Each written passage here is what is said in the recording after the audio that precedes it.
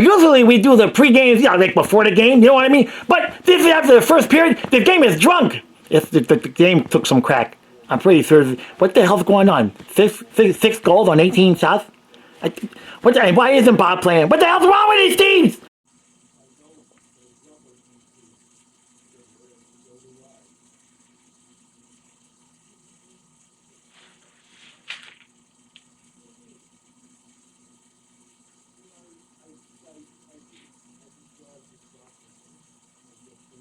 Not my fault. The Florida Panthers have won the Stanley Cup. Let's go Panthers! Let's go Panthers! Let's go Panthers! Let's go! Go! Puck drop. And 3, 2, 1, Let's go Panthers! Let's go Panthers! Let's go Panthers! Let's go! Go! Alright, Panther fans, so here we go. I forgot my ring. Damn it! I have to go get... I'm gonna do the pregame without the ring. We'll see how that works out. So we got the Capitals today, this afternoon, this evening. It starts in the afternoon. It'll be done at night. It's bright. I got the sun blaring right at me from that window. So what are we gonna see tonight? I don't know. Let's have the best of both worlds. Let Ovechkin get a hat trick so he gets closer to the record. And then also at the same time, we get 6 and we win 6-3. That seems fair, right? It seems pretty legitimate. Bubba's in net. We know how that's going to go. Logan Thompson's in net for Washington. If we win, it's great. If we lose, we're missing Kachuk and Ekblad. That's how we're gonna look at this. All right, Washington's already beat us 2 times this year. I don't know, man, because our level of play has just been kind of like meh, right? We did win the last game. Columbus is not playing all that well. We did get a shutout. But our level of play has just not been indicative of what we would like to see come playoff time.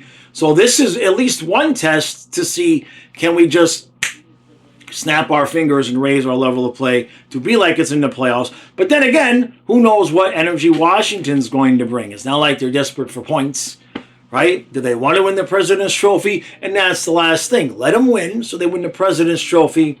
And then we, the Panthers, are very adept at eliminating President's Trophy teams even when we are the President's Trophy team.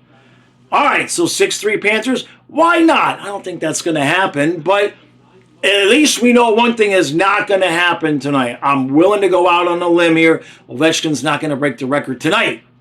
Give me 2.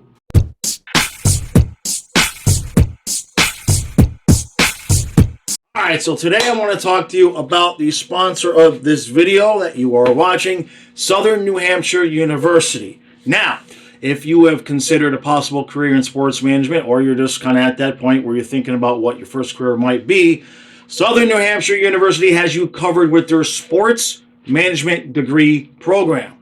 Now, SNHU is an accredited and fully online school allowing you to complete your degree when it's convenient for you. Not only does SNHU have 6 flexible 8-week terms per year, but you can also tap into their network of graduates already working in sports-related organizations. Financial aid is available for those who qualify, and you may be able to transfer up to 90 credits towards an undergraduate degree. Best part, SNHU is nonprofit, which allows them to be radically affordable with one of the lowest tuition rates in the nation. As an added benefit, SNHU courses are taught by faculty with real-life experience. So you're going to get to connect with people who already are in the industry. And once you graduate, SNHU will be there to help you when you start searching for your first job. Now, as every sports fan knows, almost all of the major sports leagues have expansion in mind. Simple math tells us that this will lead to more jobs in the sports management industry. It's been suggested that jobs in sports management could increase by almost 10% in the coming years. a degree from SNHU positions you to be able to take advantage of that trend as leagues expand and positions open up.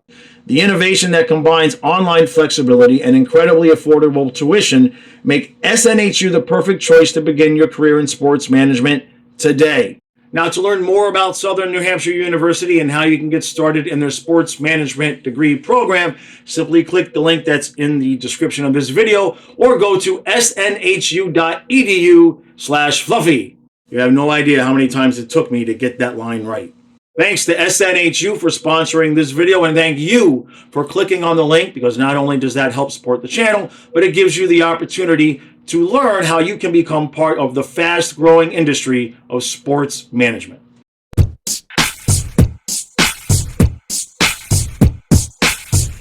Oh, no ring. So it's 3-3 after 1. Now, I did, in the pregame, ask for a 6-3 game. I don't think we can keep the score that low. So apparently Vanacek is in and not Bobrovsky. I guess because Vanacek played for the Caps. But, bro, why are we playing Vanacek against the Capitals? This is not making any sense. We got Pittsburgh tomorrow. And not that these are terrible goals on Vanacek's part. He got beat a couple times. But then one of the goals was going way wide, and it went off of Mikola's skate and went in. Meanwhile, on our end, Bennett, Jones, and Gadjevich, of all people, and it's just 1-0 and then 1-1, and then 2-1 and then 2-2, and then 3-2 and 3-3. So all of that for nothing. At one point, there were 6 goals on 18 shots, and the only shots that Vanacek is saving are the ones from Ovechkin. Now, that said, Tobias Bornford did not have a good first period. Did not have a good first period at all. He was innately involved in both of the goals, with the exception of the one that went off of Mikola's skate. But Bornfoot got caught sleeping and got beat deep, and he lost the puck along the boards, which led to the first goal. That's unfortunate, because we said we were going to see him play some big minutes against good teams, and so far the results, it's not good. Game is tied. It's a fun game. Everybody get drunk.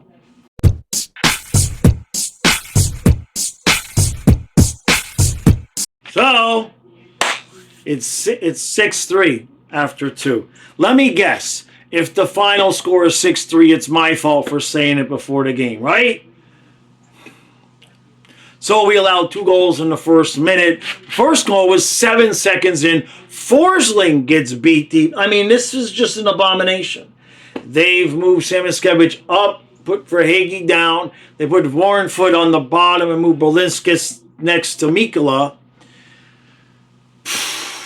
I think it's safe to say that we won't be winning a whole lot in the playoffs without Ekblad and Kachuk and Kulikov, and we don't even know what Marchand's going to do. The defense can't survive without Ekblad and Kulikov. That's too much. That's just too much. And I think we knew that. This was just about surviving the rest of the regular season. Warrenfoot looked good the last game, but today, again, it was on a delayed penalty, but it's not all his fault. He's just not. It's just not. That's the only thing that I was kind of hoping Zito would do. Was, I know that we went out and got Jones, but I really kind of felt like we wanted to have a more veteran type of, like another Kulikov type guy, to be the first guy off the bench on defense in the playoffs, and instead it's Bolinskis and then now Bornfoot with Kulikov hurt. And look at it this way. At least we did not subject Bobrovsky to this performance out there on the ice today, so he'll be rested for tomorrow. I don't know whoever we play in the first round, to be honest with you, without Ekblad. I mean, I'm already like, can we just split the first 2 games? Because this is bad. I know we bitch and complain about Ekblad, but a lot of that's just in fun. Jones isn't really necessarily a problem today, but the other 2, Bolinskis and Bornfoot, it's not pretty. All right. If this game goes to overtime, I'll do the post-game topless.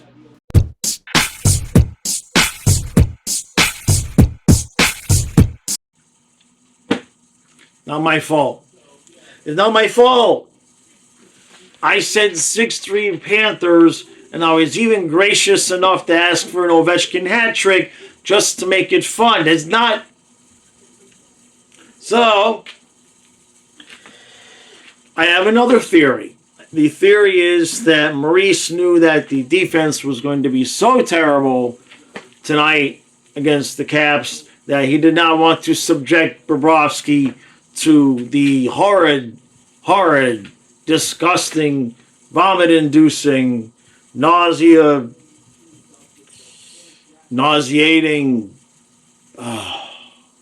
So, the Capitals have beat our ass all 3 times we've played them this year. Now this, what do we even say about this? So, the interesting thing here's the interesting question. Let's just start here. How can Ekblad be so mistake-prone and yet be such an important part to the team? Like, when he's good, he does some good things, right? But he does have a tendency to give the puck away. He's pretty slow, etc. We know the criticisms, yet we don't have anything viable behind them when we get to the point where we've got Kulikov out as well. Yeah, Bornfoot or Balinskis on the ice in the bottom pair, you kind of hide them, okay. But this is not good at all. And, you know, we get a chance tomorrow. We come back against Pittsburgh, get 2 points. Okay. But I really wish that we would have gotten a veteran defenseman to bring up in case of injury to somebody like Kulikov. Because Bornfoot was dropped by the Kings, who took him in the first round for a reason. And I believe, from what I've seen so far, inconsistency might be one of those reasons, because you want to root for him, you want him to turn out, and he'll play a good game, and then he'll do what he did tonight on the ice, which is not good. So, now we get 3 goals. Usually that's enough to win around here. By the way, we allowed 3 goals in the first period, and we allowed 3 goals in the second period, which now makes 4 periods, I believe, in the last 6 games that we've allowed 3 goals in 1 period. So, for everybody that's going to say panic, the defense sucks, it'd be hard for me to sit here and disagree with that. Of course, these are not our players. I mean, they are, but let's be honest. Nobody is expecting this team to do damage with Bornfoot and Balinskis on the ice come playoff time. Problem is, one of them's going to be on the ice because Ekblad, which we circle back to the part where this is partially his fault for taking stupid drugs, and partially you see that how important he is to the team somehow. So, I'm hearing them yell in the stream, so I got a little bit distracted. What did we see on the ice? We saw a team on the last game of a road trip, that's for sure. We saw the fact that Vincent Vanacek, whatever the hell his name is not Spencer Knight. Now, with the effort that we had on the ice tonight, I don't think Patrick Waugh would have had a better night. 2 of the pucks went off his skates. They were both going wide, and the pucks went in the net. So there's that. But that wasn't good. Samoskevich got moved up to the top line.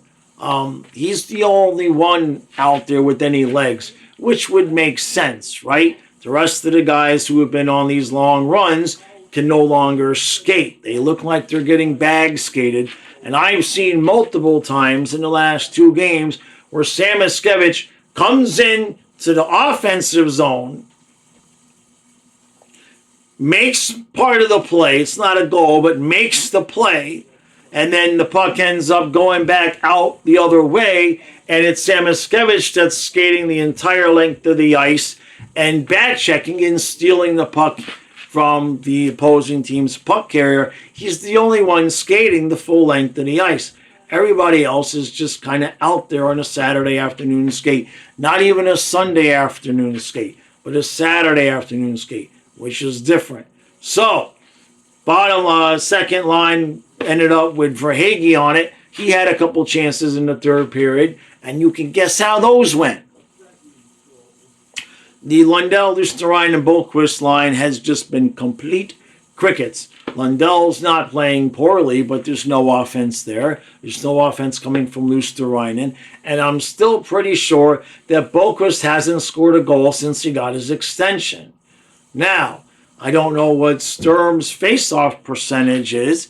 That might be an improvement. But in terms of the fourth line, it's just kind of guys out there skating. Not that I think Nosek is going to be some grand improvement, but everybody just looks tired. Now, I know this is 3 games in 4 days. We also had 3 days off.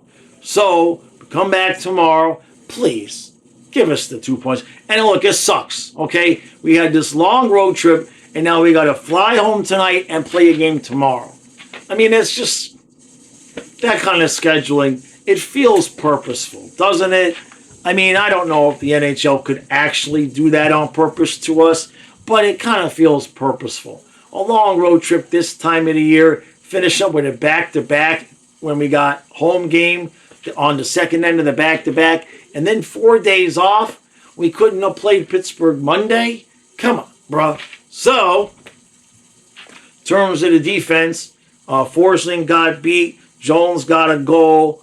Kulikov is not there. Mikula was okay. Bornfoot was bad.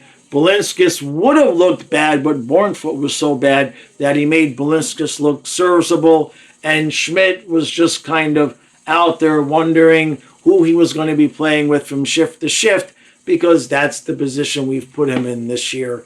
So, that's that. That's what happened. The Capitals came in, or we went in, they beat our ass again. Now, all that said, Montreal's going to get the 8th seed and beat the Caps in the first round. I'm just going to keep saying that because the alternative is playing the Capitals in the Eastern Conference Finals, should we get that far, and I ain't so sure that's what I want to do. Meanwhile, Toronto's beating the crap out of Nashville, so they're going to be back in first place, which is going to put us back into the position of the possibility of a Florida-Tampa series, which without Kulikov and Ekblad, I mean, I know Kulikov's supposed to come back. What about Chucky? When is he going to start skating? We're getting close. What about the Rat? Can he skate? Is he fit? I mean, what are we doing? I know what we're doing. We're resting guys. Well, you know what? Let's just rest everybody else. Barkov should just be sick. Bennett, just sit everybody. Just call up Sordif and call up Kiersted, and we may as well just make it Kiersted and Jones as the first pair so that Forsling can get some rest, and you sit Barkov for a couple of weeks, and you go Lundell, Nosek, Sturm, Sordif. It can't get much worse than what we saw tonight.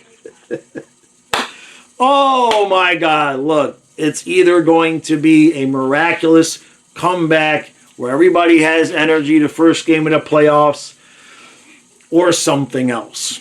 I'm not going to overly worry about what happened here tonight. It was a vibe, that's for sure.